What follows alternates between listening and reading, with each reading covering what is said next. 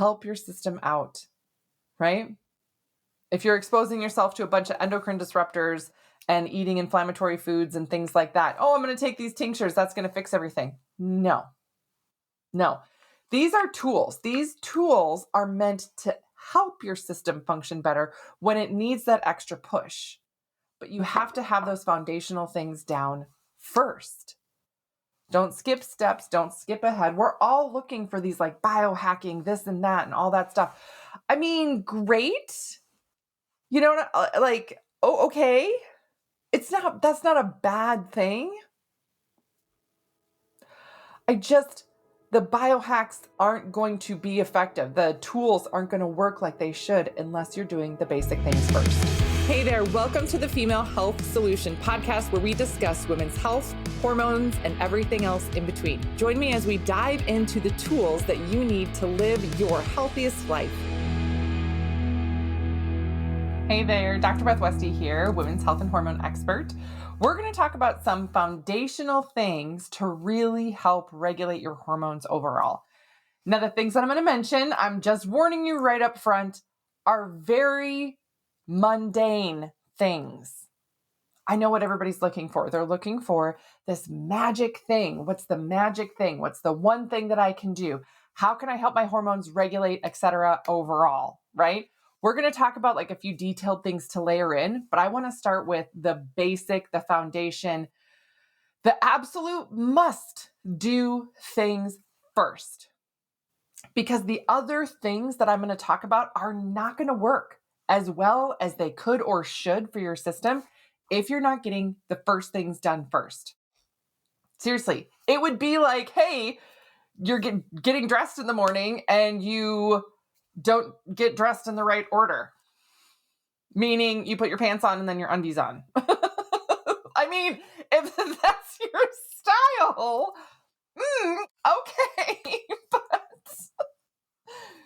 it's so important that you do things in the right order so that you're actually getting the full benefit of what you're doing, that you're not wasting money or wasting your time or thinking that you're just, that you're broken internally and I can't get better. No, you absolutely can. You absolutely can. So the first thing, again, the most not exciting thing is getting enough protein. Getting enough protein, nutrients in throughout the day. Do not skip meals. Do not cut nutrient groups out. We're talking about hormonal function, metabolic process, everything overall. Eat regular, healthy, whole foods throughout the day. That sounds boring. I know, right? It is literally eat less sugar, eat less processed foods, eat more whole foods. I don't care if you meal prep them yourself. I don't care if you use a meal service, right? There's a lot of busy working gals that they're like, I really have a hard time getting meals in regularly. I really have a hard time this and this. And I say, hey, go use a meal service. I live in Minnesota, and one of the places that I've used that I really like is called Power Plate Meals. I'm not connected to them in any way, shape, or form, right? They have no idea who I am. I just really like their stuff, and they're near my dentist office. One of the locations is really near where I go to the dentist. So it's great. It's always nice to have a backup in my freezer, fridge, whatever. If I'm running late and I'm like, I know I need food and I don't have time to prep it, or even if I did prep food or thought, oh, I made this for dinner. Now I have a husband and 3 children. And I'm like, oh yeah, I made this food and I'm going to take the leftover chicken and use that for my lunch for the next day. And one of my children is going through a growth spurt and they ate the food that I was planning on eating. And that's what I had mapped out and grocery shopped for, etc. Right? Things don't always go according to plan. So to have a backup is really great. That way you don't get behind on it. But protein, nutrients, all that other stuff. That's the first thing. The second thing, sleep. Sleep, sleep, sleep. Get to sleep.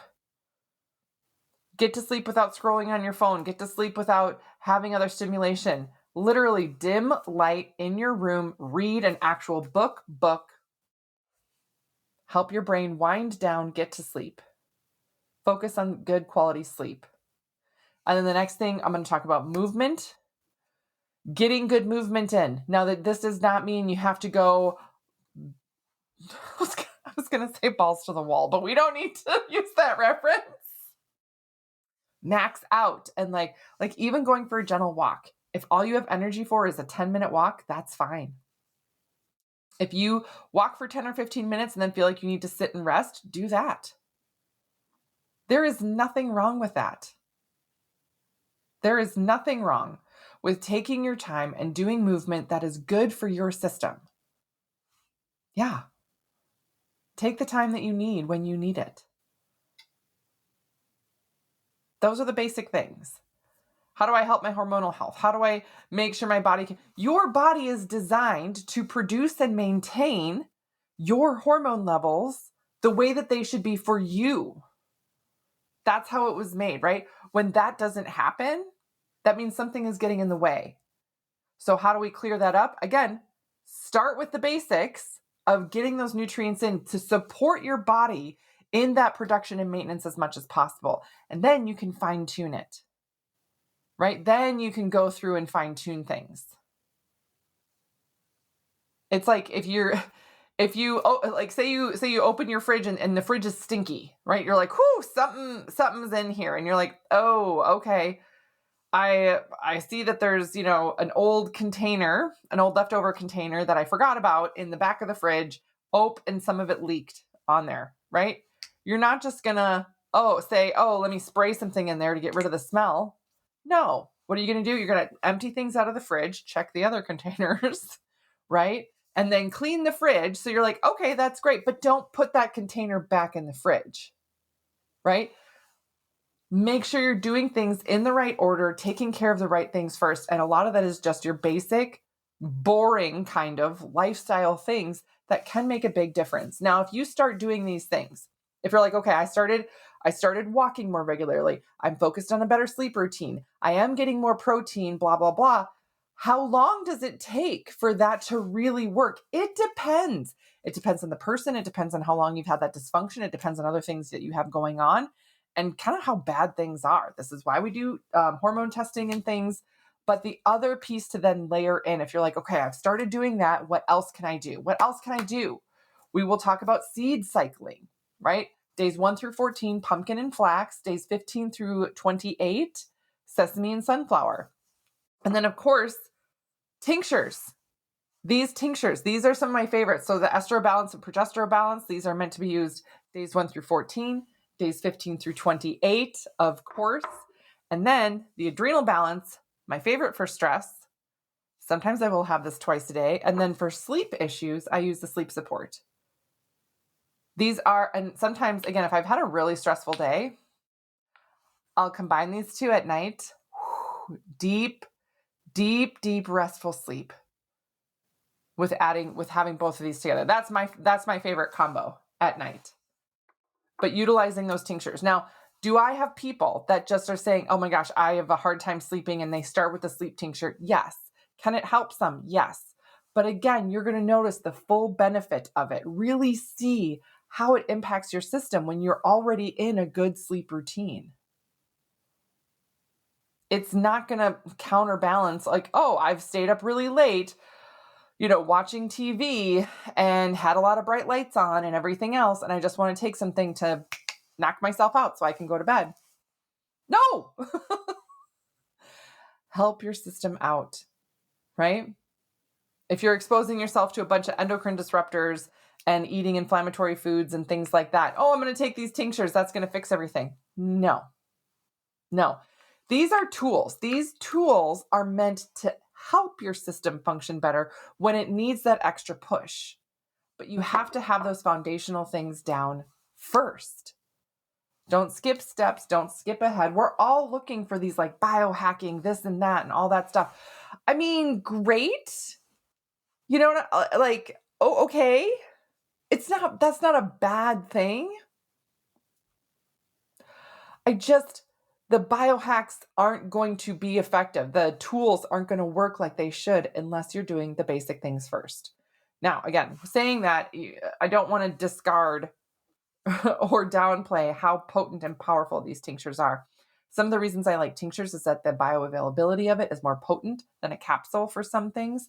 The absorption, sublingually, like in your mouth, is really quick.